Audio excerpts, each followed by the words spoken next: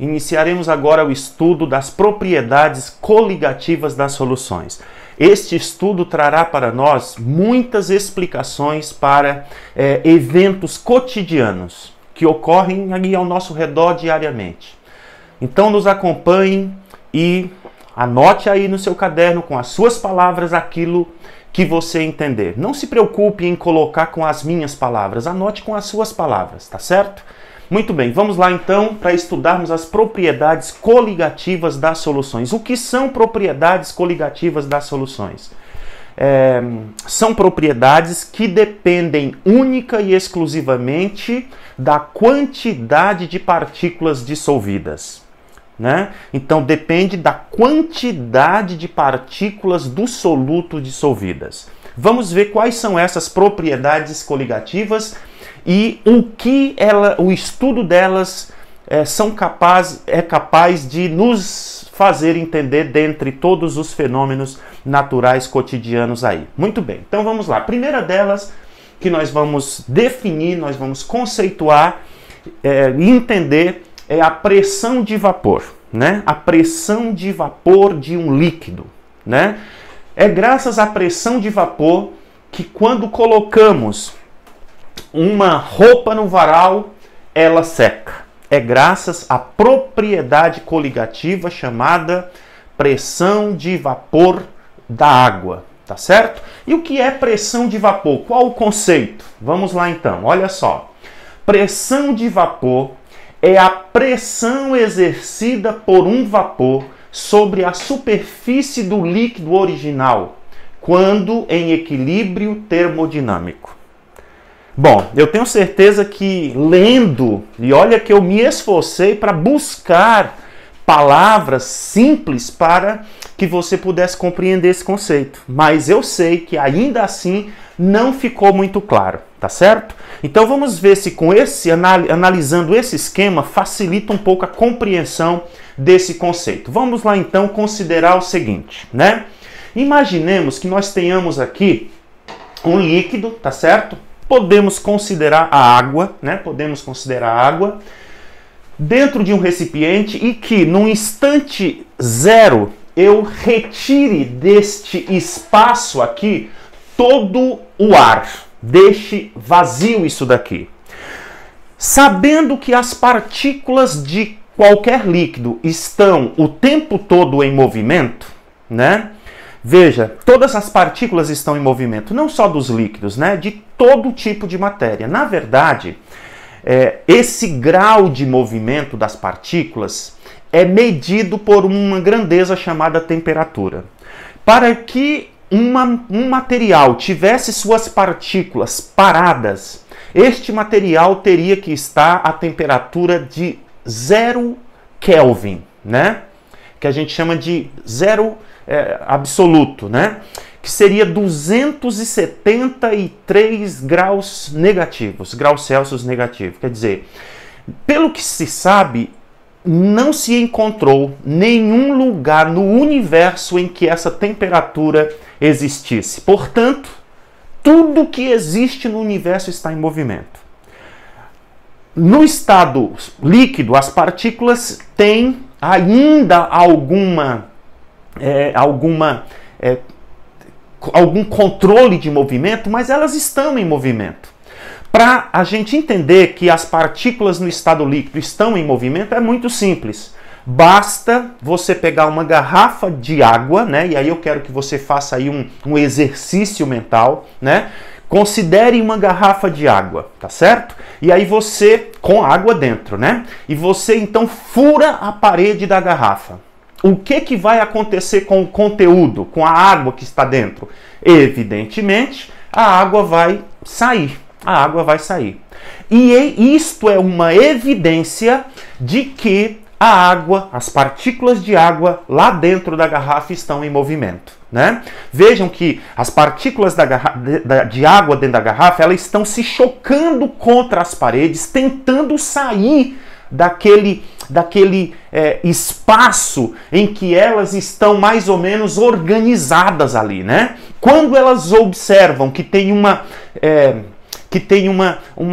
buraco aberto ali, uma saída para elas, o que é que elas vão fazer? elas vão sair. Elas vão sair para um ambiente maior, aonde elas possam adquirir um conteúdo, né, de entropia maior, onde elas possam estar mais livres, leves e soltas, né? Mas isso significa o quê? Que elas estão em movimento no interior da garrafa. Se elas não estivessem em movimento, quando elas vissem lá o buraco aberto, né, o buraco que você fez na parede da garrafa, elas continuariam lá, quietinhas, paradinhas, não estavam nem aí. Mas elas saem, né? A água sai de dentro da garrafa, tá certo? Muito bem, então considere o seguinte, aqui nós tínhamos a água, né? Nós retiramos no tempo igual a zero a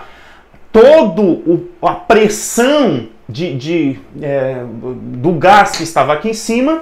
E aí, vejam, as partículas de água que estavam em movimento aqui, tentando sair por aqui, tentando sair por aqui, tentando sair por aqui, tentando sair por aqui, quando elas percebem que o espaço aqui em cima está vazio, então elas começam a sair da fase líquida para a fase de vapor. Esse processo é chamado de evaporação, tá certo? Bom, mas à medida que as partículas elas vêm aqui para o estado de vapor, aí o movimento delas aumenta ainda mais. E estas partículas aqui no estado de vapor, elas continuam se chocando contra todas as superfícies ao seu redor, inclusive sobre a superfície da fase líquida. E muitas destas acabam vindo para cá. Chegará um momento nesse processo que a quantidade de partículas que evaporam é igual à quantidade de partículas que condensam. Neste instante, o conteúdo de vapor aqui não muda mais. Quer dizer, a quantidade de partículas no estado de vapor não muda mais. Por quê? Porque à medida que uma sai do estado líquido para o estado de vapor, uma do estado de vapor volta para o estado líquido. Então, há um equilíbrio dinâmico aí, né? Neste momento, o registro da pressão desse vapor aqui em cima é chamado pressão de vapor do líquido, tá? Então vamos olhar agora para a definição de pressão de vapor e ver se você consegue, se agora ficou mais claro. Vamos lá então, olha lá. Pressão de vapor é a pressão exercida por um vapor sobre a superfície do líquido original. Então a pressão de vapor é a pressão exercida pelo vapor do líquido sobre a superfície do líquido original, tá certo? Quando em equilíbrio termodinâmico, ou seja, no momento em que a quantidade de partículas que evaporam é equivalente, é igual à quantidade de partículas que condensam, tá certo? Muito bem, então esse é o conceito de pressão de vapor. Pressão de vapor é uma propriedade específica das substâncias. Ou seja, cada substância tem sua pressão de vapor, tá certo? Algumas mais, outras menos. Vamos analisar aqui, vamos observar esse esquema que mostra a pressão de vapor da água e também do éter, né? Então vamos ver aqui, ó, num tempo inicial, dois líquidos tranquilos aqui, né? No momento igual a zero, pressão zero, retirou-se todo o conteúdo de gás daqui, deixou esse espaço vazio com vácuo, né? Ok? E aí, nesse momento que as partículas do líquido veem o espaço vazio, o que elas começam a fazer? A evaporar, ok? Então, mesmo a 20 graus Celsius, a água evapora, né? A água evapora em qualquer temperatura, ok? Muito bem, a água evaporando, o que acontece? Chega uma hora que o conteúdo de gás aqui, de água no estado de vapor, né? É igual, quer dizer, não muda mais, né? Ele passa a ser constante. Por quê? Porque a quantidade de partículas que vem para cá é igual à quantidade de partículas que vem para cá. Neste instante, tá certo? Quando o equilíbrio dinâmico é alcançado aqui, a pressão de vapor da água é medida e ela é registrada a 17,5 milímetros de mercúrio. Neste mesmo tempo, a pressão do éter, né, que também estava passando pelo mesmo processo, é medida em 442 milímetros de mercúrio, tá certo? Então vejam que a pressão de vapor do éter é muito maior do que a pressão de vapor da água, né? O que significa isso? Significa o seguinte,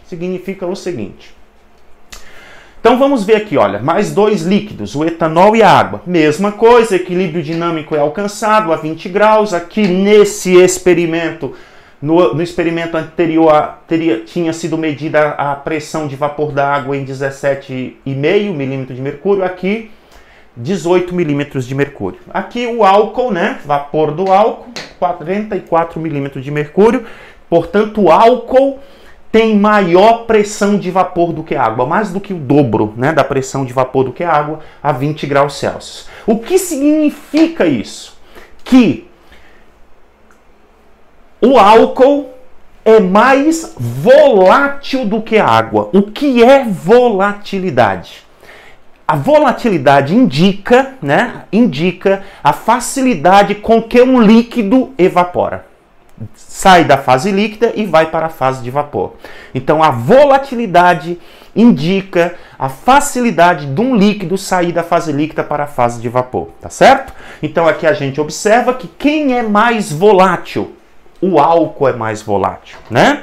O álcool é mais volátil. E qual a relação entre pressão de vapor e volatilidade? Quanto maior a pressão de vapor do líquido, maior será a sua volatilidade, tá certo? Porque quanto maior a pressão de vapor do líquido, mais fácil é suas partículas deixarem a fase líquida e virem para a fase de vapor, tá certo?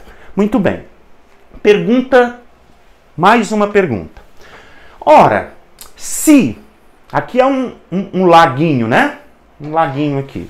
Se as partículas de água aqui estão em movimento e se elas querem sair deste estado líquido, aonde elas estão em movimento, mas estão mais ou menos presas, e querem vir para a fase de vapor, aonde é mais livre, aonde a entropia é maior e tal. Por que elas não vêm mais rapidamente?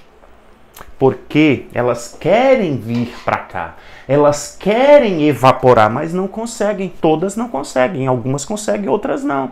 Por quê? Por causa que não está completamente livre esse espaço.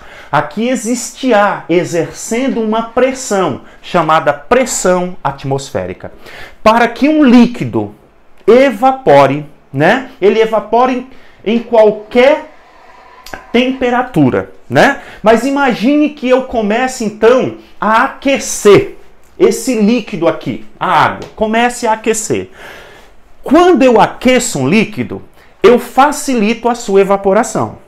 Então eu vou aquecendo a água e quero que você imagine aí uma chaleira com água no fogo, né?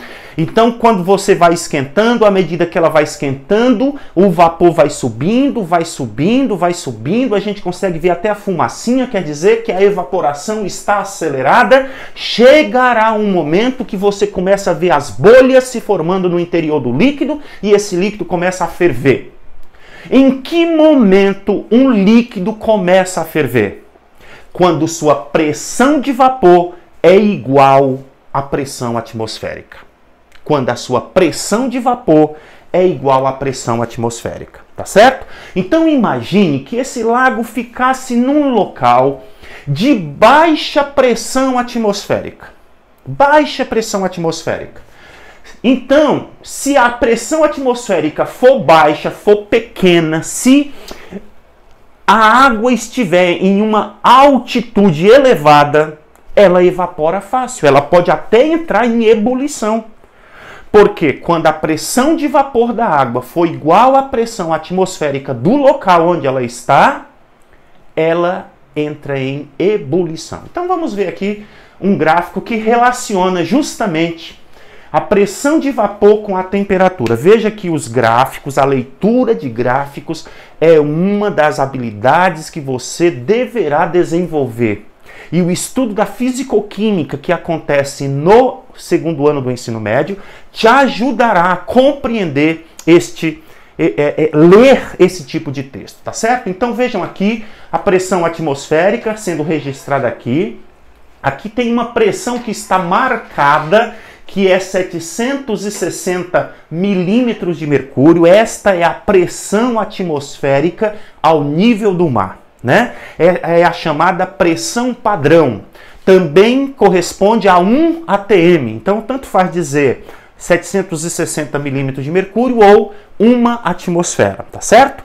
Então, considere que todos esses líquidos estão ao nível do mar sendo aquecidos. Veja, aqui, ó, a temperatura está subindo, quer dizer que eles estão sendo aquecidos. Bom, à medida que eles vão sendo aquecidos, a sua evaporação vai acontecendo. Mas chegará um momento que o fenômeno não é mais evaporação, será ebulição, que é quando ele começa a ferver. Em que momento o líquido começará a ferver? Quando sua pressão de vapor atingir a pressão atmosférica, for igual à pressão atmosférica, tá certo? Então vamos analisar aqui o que acontece com o clorofórmio. Olha, você vai aquecendo o clorofórmio e à medida que vai aquecendo, sua pressão vai subindo, sua pressão de vapor. E quando ele está a 61 graus, a sua pressão de vapor já atingiu 760 milímetros de mercúrio, portanto ele começou a ferver. Ok? Ele começou a ferver primeiro, numa temperatura mais baixa. Então, ele é a substância mais volátil. Ele atinge a pressão de vapor mais rapidamente. Ele é mais volátil, né? Se ele é mais volátil, ele tem maior pressão de vapor. Se ele tem maior pressão de vapor, ele tem menor temperatura de ebulição. Ok? Então, olha lá, menor temperatura de ebulição, 61 graus. Se você observar o etanol, que é o álcool, né? Este álcool, ele vai, né, à medida que você vai aquecendo ele, quando você chega a 78 graus, sua pressão atmosférica, sua pressão de vapor já é igual à pressão atmosférica. Então, ele entra em ebulição, tá certo? Ok? A água, você vai aquecendo ao nível do mar. Para ela atingir a pressão de vapor de 760 milímetros de mercúrio igual à pressão atmosférica, precisará de 100 graus. Então aí, olhando para esse gráfico e essas substâncias, a gente consegue analisar aí e perceber o seguinte: quem é a substância mais volátil? Quem é a substância mais volátil? Clorofórmio. Quem é a substância menos volátil? Menos volátil é este álcool aqui, o octan-1-ol. Ok? Então veja que comparando a água com o álcool, quem tem maior pressão de vapor? Quem tem maior pressão de vapor? Professor, como é que eu sei? É só considerar uma determinada temperatura e verificar no gráfico quem tem maior pressão. Então vamos pensar aqui 50 graus, né?